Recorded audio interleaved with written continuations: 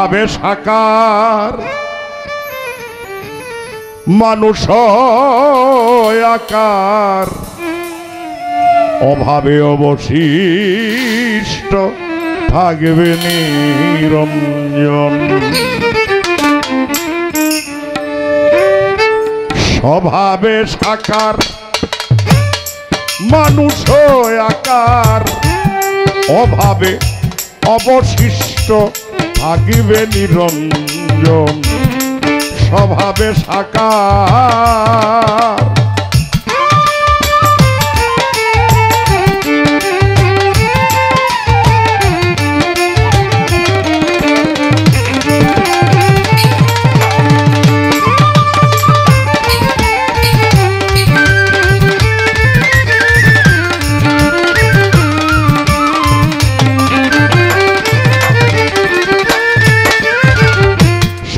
গন্ধ স্পর্শ আদি রূপরসতার চতুর্বিংশ তত্ত্ব নিয়ে গঠিত সংসার ওহং শব্দে জীবের আমার আমার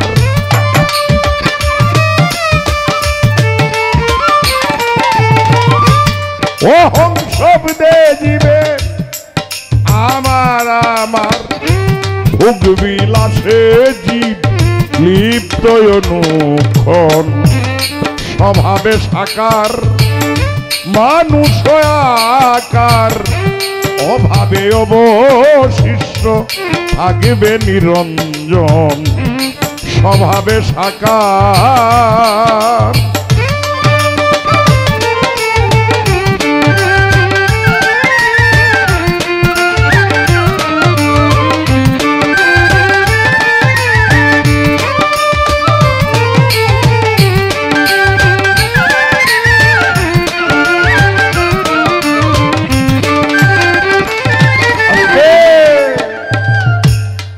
আমি তোমার সাহারগের চাইতে অতি নিকটে আবার জ্ঞানী যারা তারা বলছেন কলবেল মমিন আর সে আল্লাহ তাআলা মমিনের কলবে আল্লাহর অস্তিত্ব বা সিংহাসন তাইলে তুমি একা কোন জায়গায় কি মানুষ কি একা মানুষ কি আল্লাহ ছাড়া আছে তুমি দেখো নাই কেন তুমি নিজের একা মনে করতেছো তোমার অযোগ্যতা কোন জায়গায় এটাও আমার জিজ্ঞাসা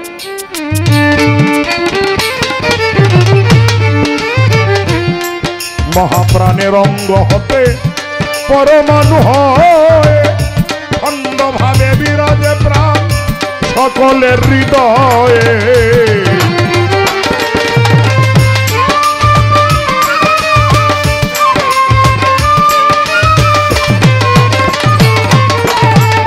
মহাপ্রাণের অঙ্গ হতে পরমাণু হয়ে খণ্ড ভাবে বিরাজে প্রাণ সকলের হৃদয়ে প্রাণ টানে তাই সব সময়ে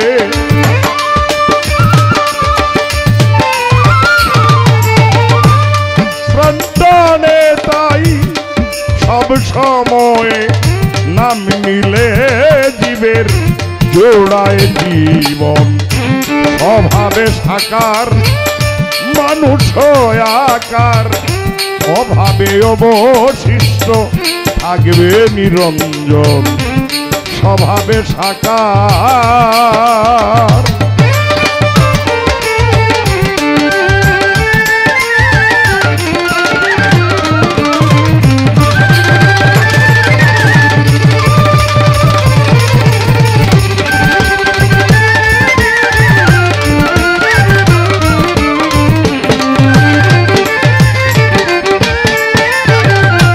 জীবত্বে ফুটবে যখন সুহং ব্রহ্ম ভাব বিশ্ব প্রেমের ভান্ডারেতে হবে প্রীতি লাভ চায় না তখন কুরআনে কিতাব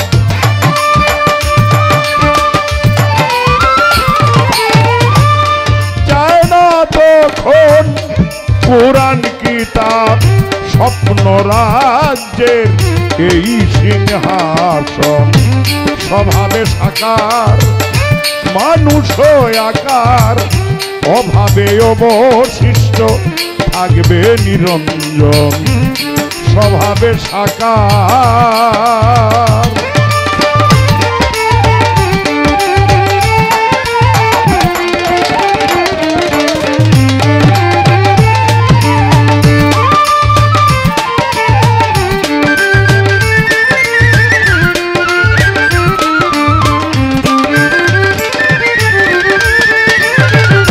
আমি তো আরোপ করি দেহধারী জীব কর্ম ভেদে নাম ধরেছে ব্রহ্মা বিষ্ণু শিব।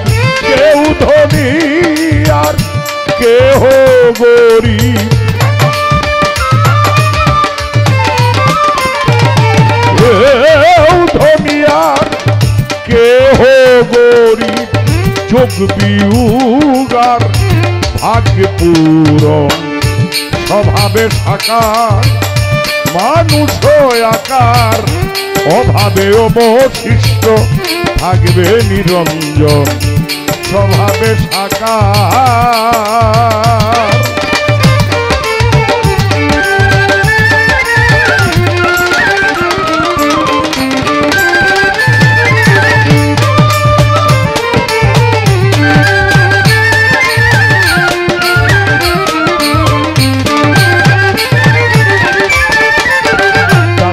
কয় চিন্তা করে বুঝিবে আর কত, অবহেলায় দিন যে তোমার হয়ে গেল গত। আসল কাজে কেন হও না রত,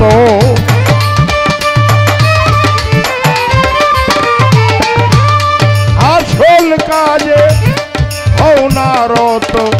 কাদা মাটির দেহ করিলে যতন স্বভাবে সাকার। মানুষ আকার অভাবে অবশিষ্ট থাকবে নিরঞ্জন স্বভাবে সাকার। মানুষ আকার অভাবে অবশিষ্ট থাকবে নিরঞ্জন